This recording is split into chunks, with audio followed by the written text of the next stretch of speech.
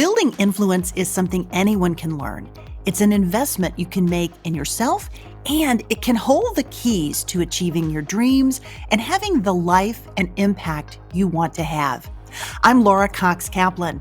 I've learned a lot over 3 decades about building and sustaining influence and how using it effectively can make a big difference in your life and career. Here on She Said podcast, we're digging into the different dimensions that help us build and sustain influence. If you thought being an influencer was just for social media, think again. Whether you're starting a business, raising money for a cause, negotiating a promotion, running your household, or trying to connect with those who don't share your views, understanding and using the different dimensions of influence will increase your chances of success, whatever your goals may be. Listening to She Said podcast is a smart, efficient investment you can make in you. I'm really glad you're here, and I'm excited we're on this journey together.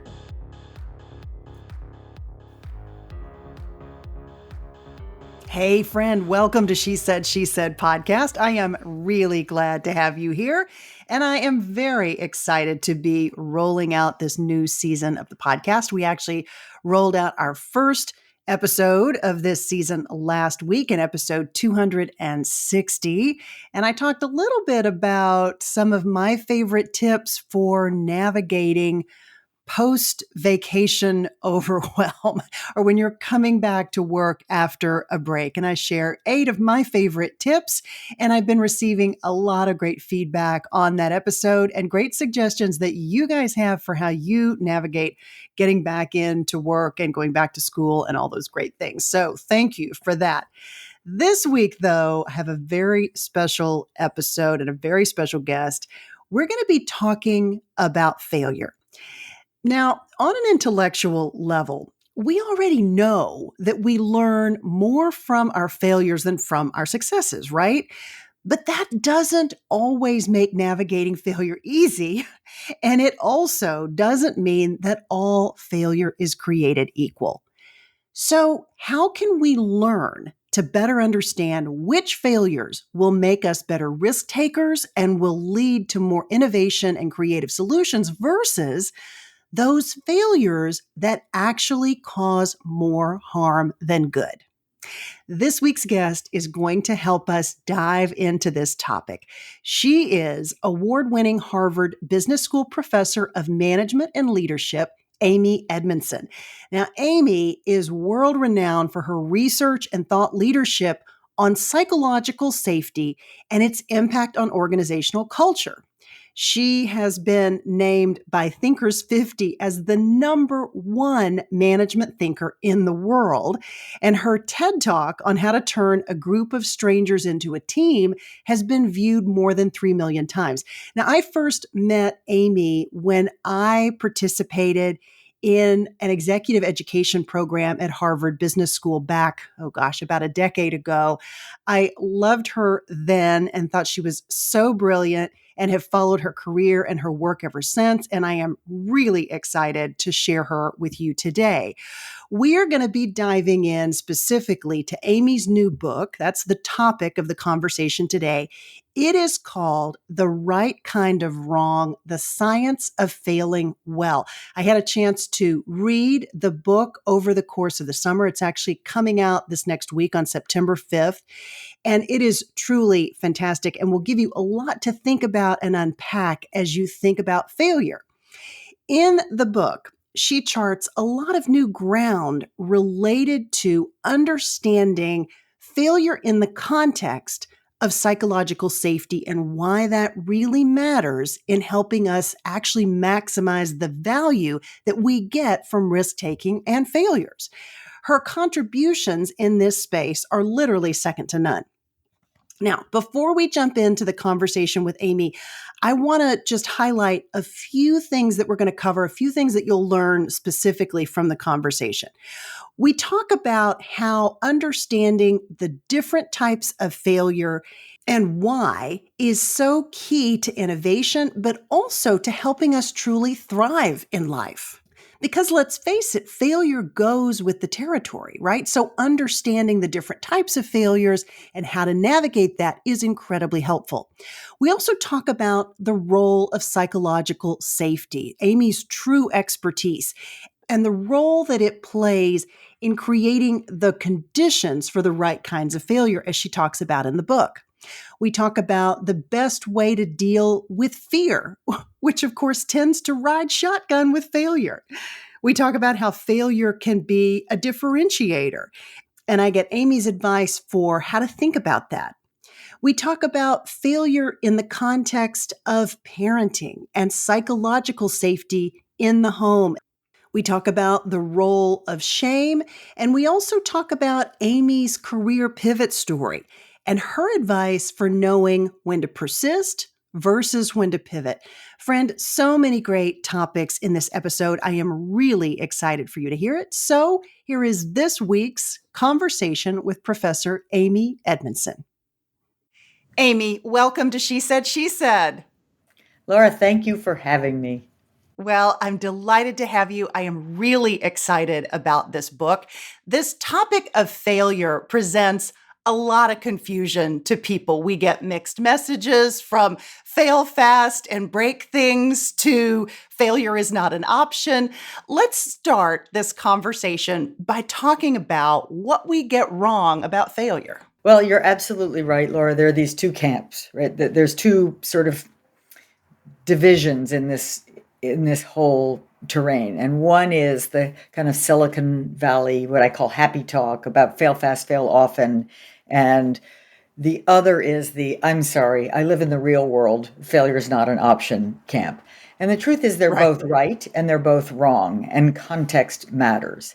There are contexts where you have no choice but to fail fast and learn faster because you don't have a playbook yet. You don't have an answer. So you have to try things. Now, I think we can dig deeper into that because that doesn't mean try anything, just throw things at the wall and see what sticks. It means try things thoughtfully, and we'll talk about what that means.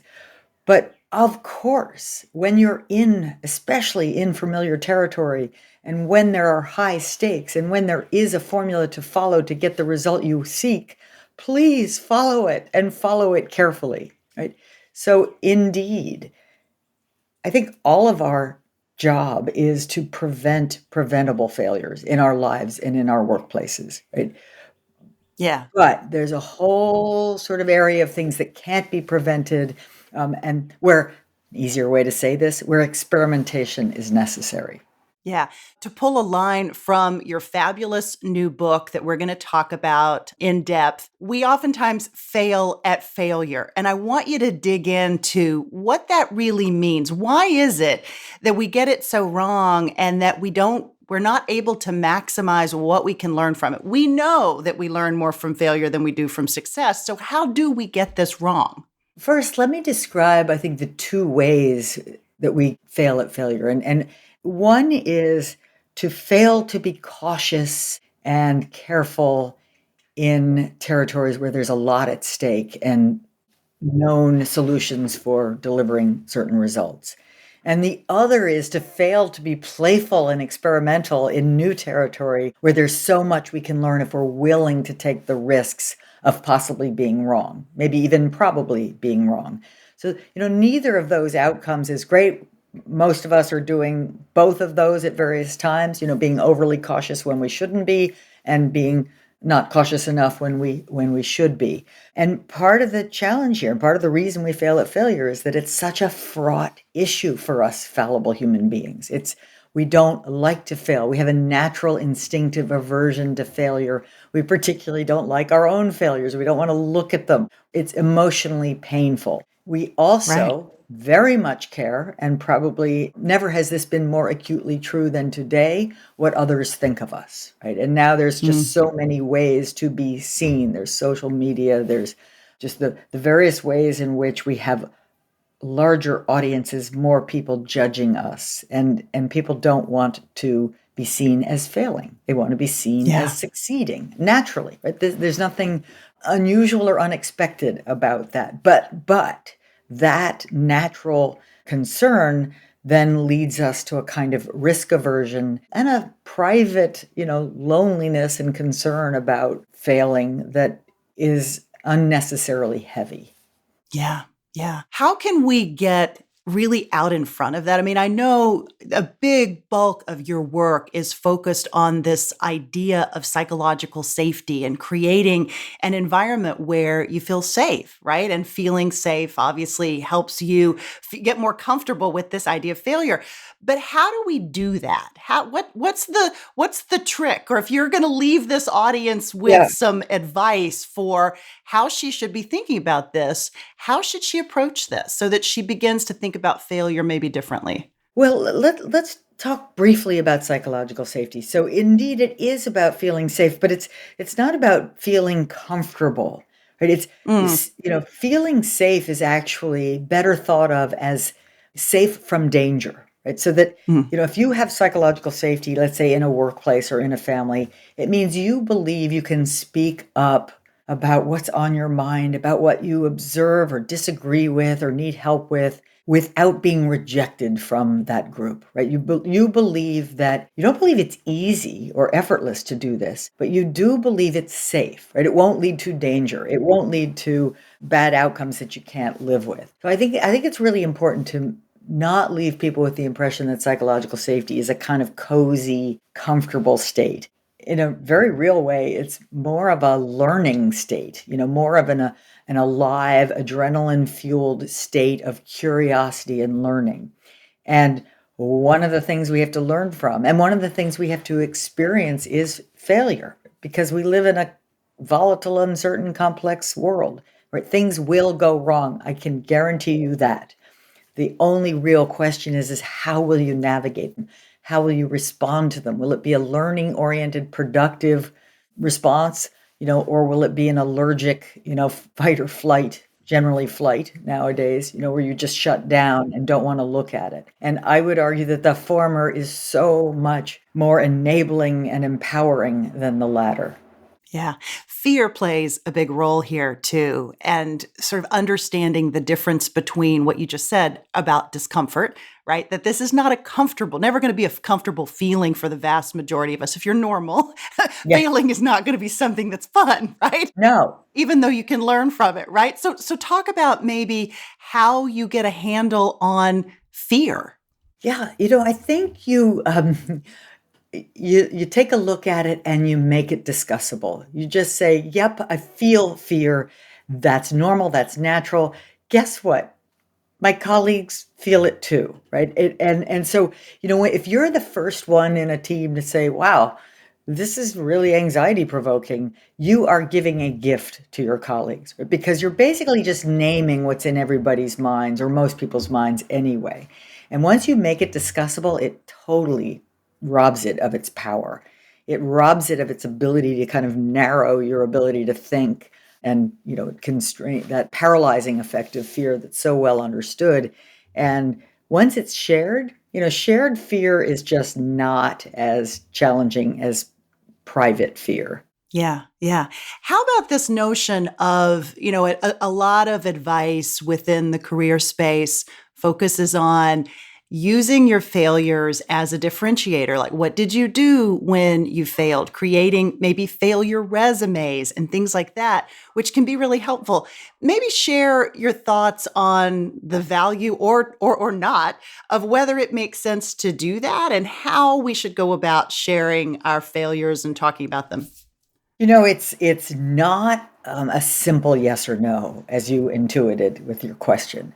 Um, you know, on the one hand, if you do have, say, a failure resume or a kind of learning-oriented willingness to share widely your failures, I think first it helps if they are of a particular kind. So maybe it's helpful to define what an intelligent failure is, and that's one of the three types of failure I talk about in the book, because I can't imagine it would be helpful to have a failure resume of all the times you mailed it in and it didn't work out, the times you Right. didn't try very hard, or the times you accidentally put in sugar when it was supposed to be salt in the recipe, right? It just isn't, there's no new knowledge and there's not even, it doesn't say much about you. But If the failures are of the intelligent kind, which basically means they happened in new territory, or at least new territory for you.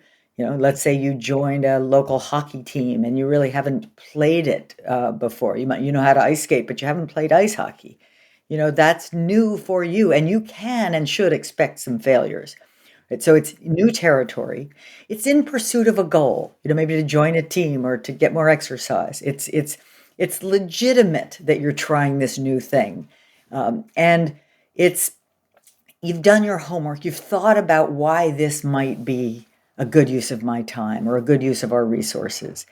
And and finally, the failure, should you experience it, is going to be as small as possible. You aren't investing all your resources in an unproven investment. It's sort of, yeah, I can take Saturday afternoons and try this out, right? So long as the failure falls into that category, that wonderfully learning oriented envelope pushing category, then I think you can't go wrong sharing them, right? Because people will empathize. They will have been there themselves. They will appreciate in a sense, the good humored sharing of, these frustrating events in our lives. And that makes Yeah. you likable, human, smart, confident enough to share the things that didn't go well as the things that did go well. Yeah. Yeah, and it makes your experience really unique. Like it can be a differentiator truly as you think about how your background and experiences and maybe what you've learned and how you've come out on the other side of whatever it is that happened, telling that story, which I think is so interesting. So intelligent failure is the good kind of failure where you're learning from it, right? As we just talked about. But let's talk about some of the other kinds of failures. All failures not created equal, as you talk about in the book. Let's talk maybe about some of those other types of failures. But I identify three types. The intelligent failure, which are the right kind of wrong. And they are the only way to get the knowledge you seek in new territory. Right? You have to try. And so, by the way, sometimes when you try something new, you're right and you succeed. So that's good too. But sometimes you fail.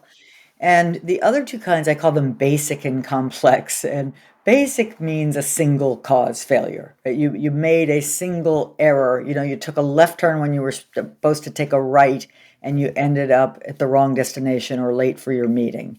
That is a basic failure.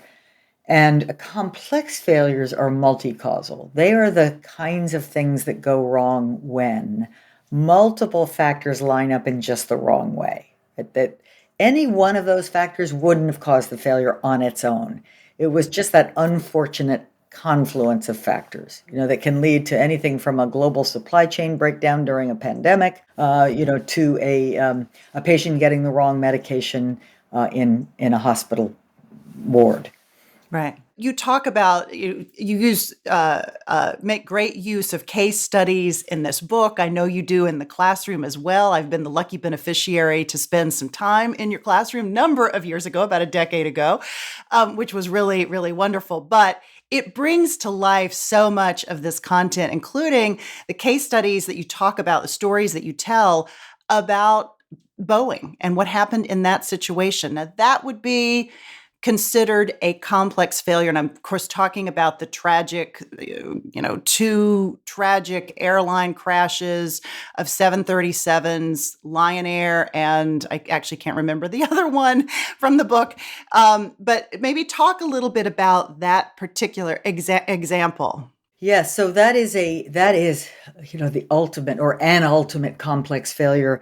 And in the book I describe it as one that played out over decades, because it really did. Right. It began, one could argue in the analysis, it began with the merger or the takeover of McDonnell Douglas by Boeing many years ago, that led to, not by design, but it led to aspects of McDonnell Douglas's culture sort of taking over aspects of Boeing's culture. Boeing had always had a famously engineer-driven culture. McDonnell Douglas had more of a sort of finance-driven culture. And it also led to, I won't tell the whole story, but it also led to the separation of the sort of headquarters C-suite folks and the engineers. They moved headquarters to Chicago out of Seattle. It used to literally be across the street where there would be sort of a lot of easy conversation between those running the business and those designing the plane. So in a way, that set the stage for some disconnects between essentially management and engineering that was then exacerbated by an announcement by Airbus of a brand new plane that was going to be more fuel efficient and quite large capacity.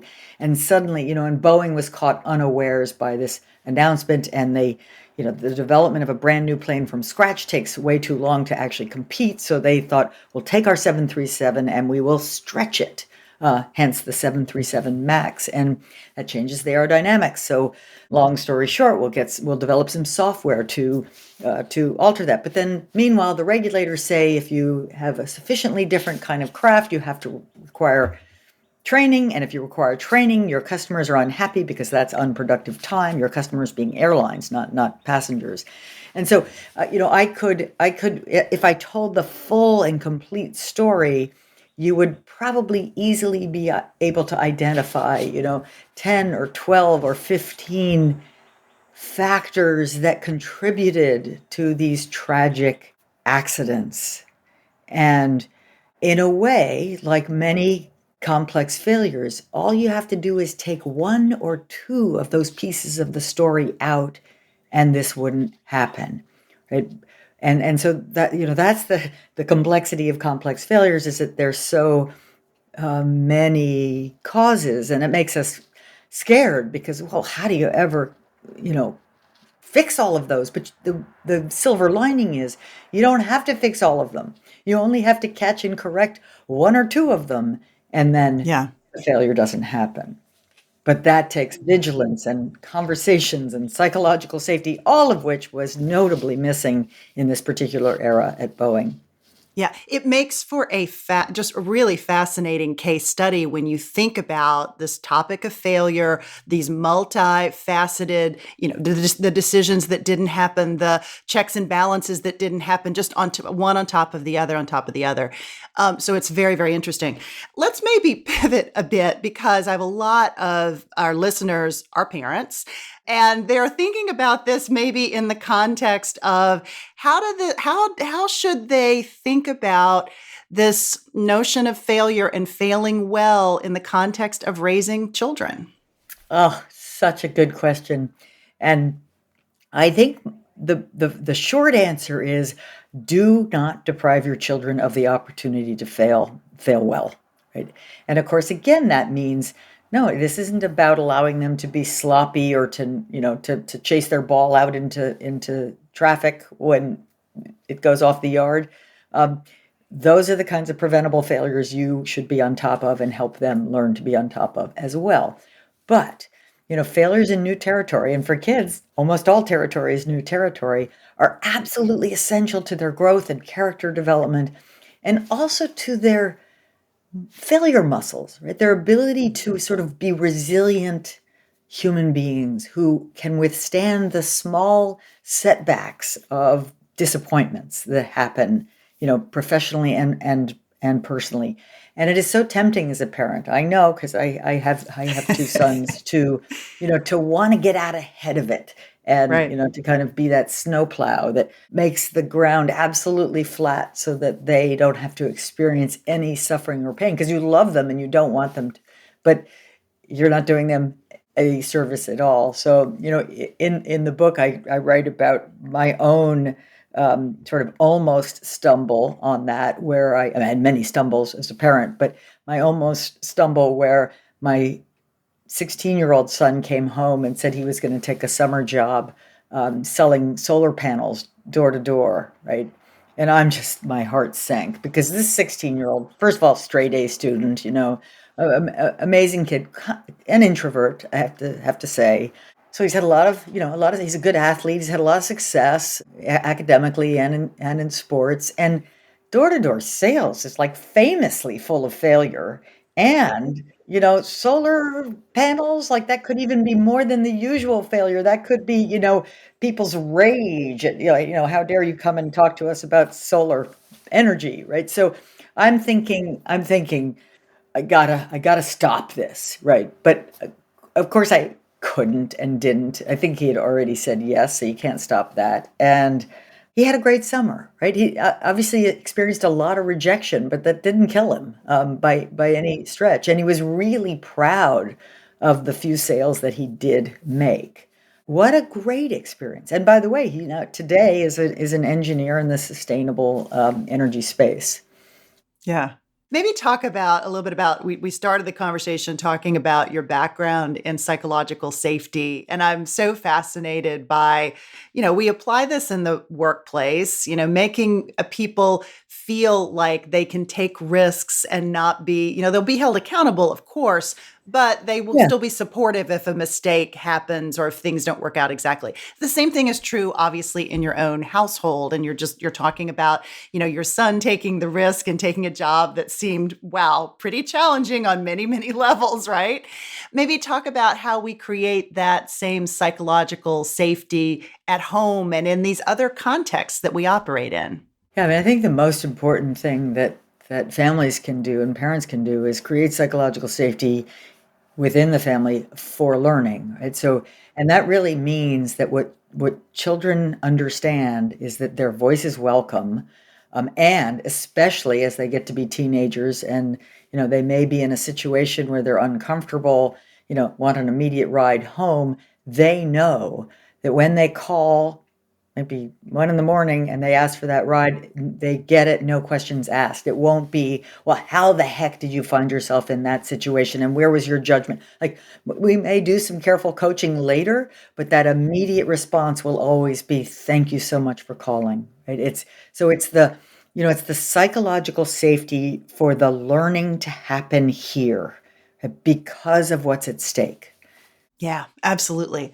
Can we talk a bit about some of the advice that you have for really making the most of failures when they happen? You quote Carol Dweck, who's one of my personal favorites, her famous book, Mindset, we talk about on this podcast a lot.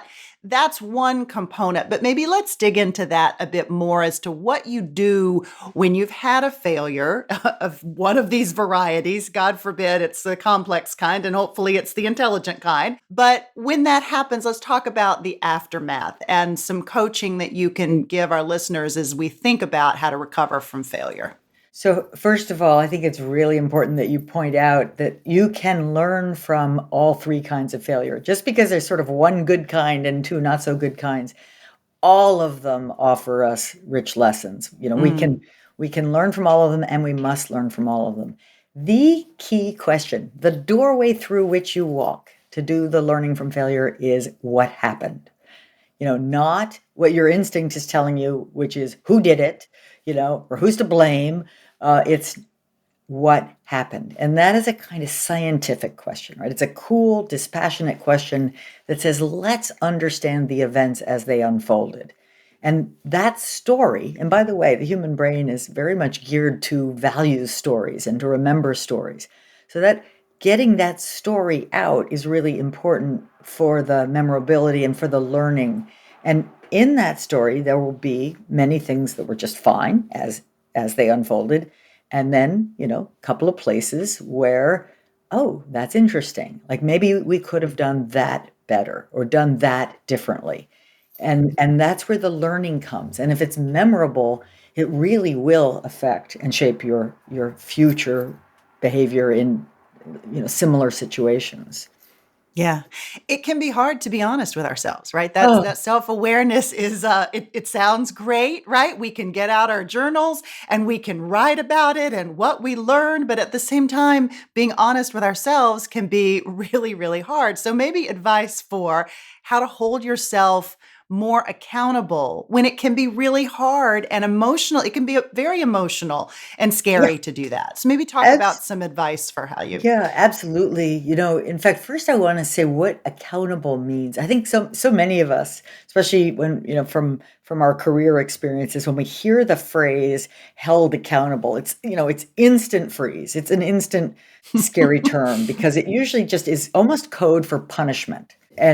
And yet that's not the original meaning of the term. I mean, being held to account is a story, right? It's your ability to actually account for what happened, to understand what happened, to tell the story of what happened, and then, of course, to take full responsibility for your contributions to that story, which may be large or they may be small. They may be errors of omission or commission. There might have been things you did not do that, had you done, would have led to a better outcome. There may be things you did that contributed to the problem. So it's being held accountable is being asked, in a way, it's really just being asked to learn. It's being asked to learn from the past so that you have a better ability to shape the future. And that's what we all want, right? I mean, that's what we want in our lives. That's what we want in our careers.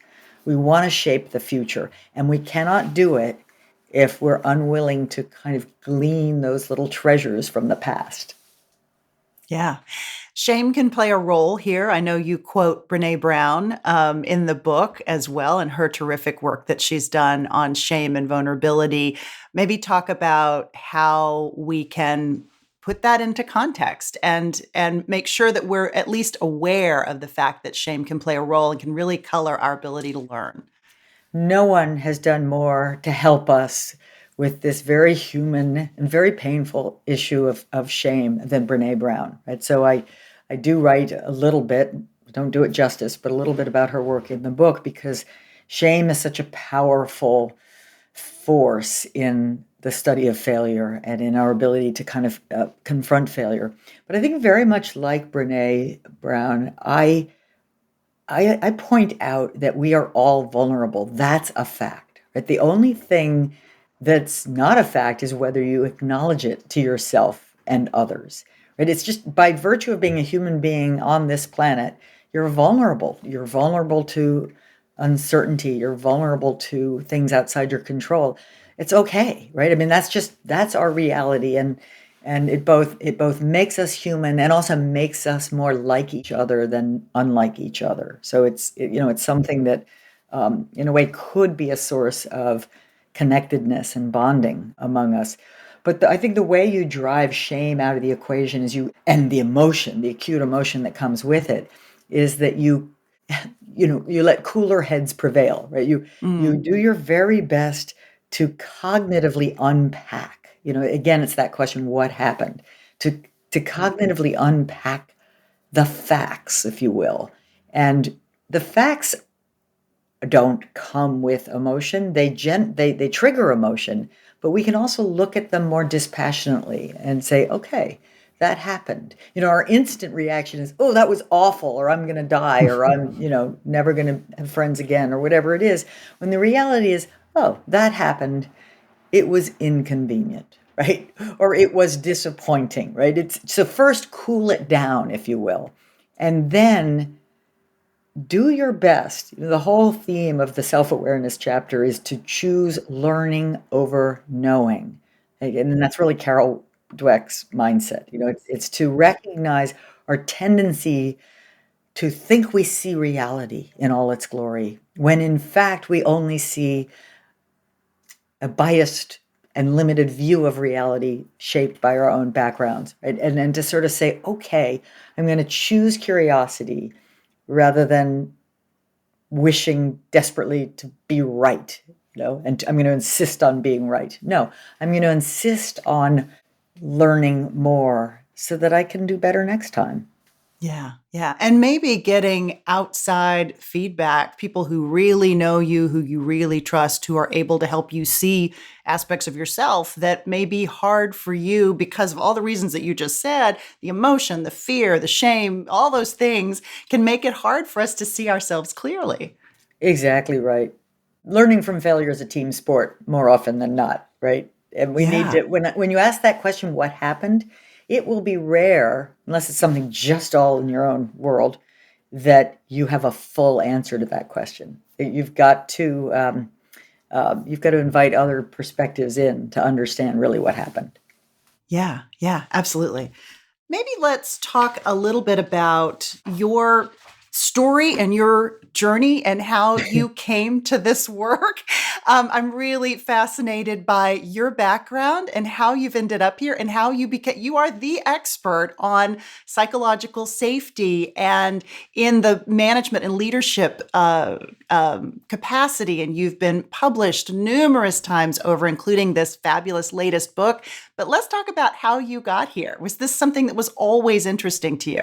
Well, yes and no. I mean, I certainly had an unusual appreciation for succeeding and an unusual, a very real aversion to failure as a student in elementary school and high school and even college. So I was sort of hell bent on success, if you will.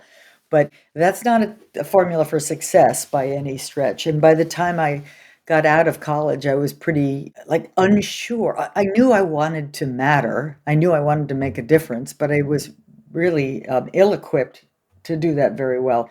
So the journey that takes me to here today could not have been a whole lot more circuitous, at least for the first 10 years Interesting. out of college, right? So I worked as an engineer.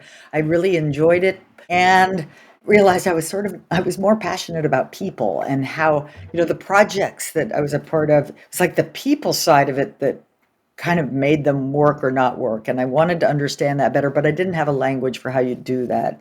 And I went to work for a consulting company and, learned a lot more. I decided it was really interesting that it was work on organizational change and culture change. And it was really interesting. But then I felt quite inept because I had no formal training in business or psychology. And I knew I was in over my head. And I just thought, if I really like this work, which I did, I better go get more school, right? So I applied to a PhD program, not at 10 years after graduating from college, which I didn't quite Oh, realize wow. at the time was unusual because I wasn't, we didn't have the internet. I wasn't really talking to people like, well, when do you do this? It just seemed like you do it when you do it. And oops, then I got there Right. and everybody's like 8 years younger than I am. It's like, oh, well, that's okay. You do what you do when you do it. So lots of sense of, and then it was such a culture shift, right? To be in a PhD program, compared to a company or compared to being an engineer, especially as an engineer and in the company too, where it's all about what works, right? We were always trying to Right. solve problems and what works. Whereas in academia, it was all about sort of science and understanding what works, but and writing about it, which is like I wasn't a writer, right? So I had to become a writer. I had to learn statistics. I had to learn science, and I had, maybe 20 times in the first year and the second year where I absolutely knew for sure I was going to have to drop out and find a new path forward. Which I didn't think that would be horrible, but it was certainly inconvenient. So, you know, eventually I found the formula. Like eventually I figured out how to be a reader and a writer and a teacher, and I loved it. And I still love it, right? So I found my path, but it took a while. So I just, for Yeah. anyone who's sort of thinking about pivoting, pivots can be great. This was a huge pivot. Um, and now, I didn't set out to study psychological safety. I wouldn't have known what that was. I set out to study organizational learning. And it didn't take me too long to figure out that really the best way to get a handle on organizational learning was to look at team learning, because organizations learn through their teams. They Yeah. learn through their senior management teams, through their new product development teams, production teams, right? It's the teams doing the work where the learning that matters happens, I decided, right? So I set out Yeah. to study that. And then it wasn't too long before I sort of stumbled into the fact that the teams that were more able to learn were the ones that were able to be open and speak up, like kind of a blinding flash of the obvious, but it hadn't really been written about in the scientific literature before. And it turns out there was a lot you could do with figuring out that there are interpersonal climate differences across groups, figuring out how to measure that, And then weather, and yes, it does, whether it predicts outcomes like performance or innovation or quality improvement. And so that gave rise to, a very robust sort of scientific literature on psychological safety and its role in organizations, in all kinds of organizations, including, but not limited to healthcare organizations. Yeah, yeah. It's so interesting. Your story's so interesting to me because your journey is maybe a little less typical. But that first decade of your career probably gave you really important insights that you wouldn't have had otherwise had you not been a practitioner first. I'm curious as to whether you think that's the case. There is no question that that is the case, right? And in two very different ways. So first, being a kind of a practicing engineer, you do learn about how to overcome a little bit of frustration, and things don't always work, that you don't always solve the problems exactly the way you'd hope or as quickly as you'd hope. But the whether or not you've solved them is incontrovertible because you can really demonstrate it or not. And so that was a kind of an appreciation for things that are hard, but if you keep working at them, you can make progress in them. And then to spend, more than 3 years, almost 4 years, sort of in some of the largest and oldest corporations in the country, learning about sort of people, like really well-meaning people in organizations that were broken to varying degrees based on bureaucracy and hierarchy and sort of blinders that led them to not see some of the writing on the market wall. And, Yeah. sort of to see how, really smart, thoughtful people could nonetheless contribute to problematic outcomes because they just couldn't figure out how to change their lumbering giants. And so I learned a lot about that kind of that reality of the work environment that certainly influenced how I asked research questions and how I studied things. Yeah, so interesting. Okay, I've got one more question I actually have lots more questions, but we only have time for one more. And it relates to pivoting and knowing when you face these obstacles, anytime that as you just told your story, there were many moments in your story when you encountered great difficulty. I'm sure you had lots of failures, big and small. How did you know you were on the right path? What was maybe sort of your mindset, and how did you know to persevere versus saying, okay, time to do a hard pivot versus maybe a mini pivot or just a recalculation? Maybe some perspective around that. So it is hard. It may not ever be possible to know for sure you're on the right path, but I think there's a couple of ways you can get reasonably good data about that. And one is, of course, that pause, that reflective pause. It's like, okay, what's happening? How am I feeling about it? How am I thinking about it? Is there another way to think about it? And is this really a failure that says I should get off this path? Or is this just one of the regular bumps in the road on this path that nearly everybody will experience at some time or another? And then very quickly, I think you've got to get some other voices into the conversation because you can only see so much. So I think the a really crucial practice is to be seeking advice from trusted mentors, colleagues, friends, your mom. I mean, just get other people's input. Be honest with them and allow them to be honest with you because, I've had PhD students. I remember one in particular who was absolutely committed to a certain phenomenon, that this was going to be their dissertation. This was going to be, and it was A, not a terribly good idea, and B, there was many, many external signals that it just wasn't working. And so you've got to figure out how not to be stubbornly pushing a boulder up the hill that doesn't really want to go up that hill, versus is this the lovely term we love so much, which is grit or persistence, right? Is this just a dogged, persistent person who's going to get there in the end, or is this a bad idea? And it's very rare that you have the full answer in your own head and heart. You've got to get other people's perspectives, and then you've got to listen to them. Yeah. I love that. I love that perspective. I love this conversation. The book is called The Right Kind of Wrong, The Science of Failing Well. It hits bookstores and Amazon September 5th, 2023. So you can pre-order it now if you're listening to this before that date. So Amy, thank you so much again. I really loved the conversation. Thank you for this tremendous contribution that you've made. Laura, I loved it. What a treat it was to spend this time talking with you. Thank you. You're very kind. Hey, friend, thanks so much for joining me today for this conversation with Professor Amy Edmondson. You can order her book. It's called The Right Kind of Wrong, The Science of Failing Well. I have included a link in the show notes where you can order the book. But most of all, I would love to hear what you thought about this week's conversation. Failure is a difficult topic, right? Nobody loves to fail, even though, as we talked about, we learn so much from those failures, but it's not fun. It also brings up so much fear and angst in so many of us. And if you struggle with perfectionism, failure is a real tough one to get your head around. So I'd love to hear what of this conversation resonated with you and how you think about failure in your own journey. I would really, really like to hear. You can reach me via the contact link in the show notes for this episode. Again, it's episode 261. Or you can take a screenshot of the cover of this episode if you're listening on your phone, and you can post it on your Instagram stories or on LinkedIn, and be sure to tag me. You'll find me at Laura Cox Kaplan.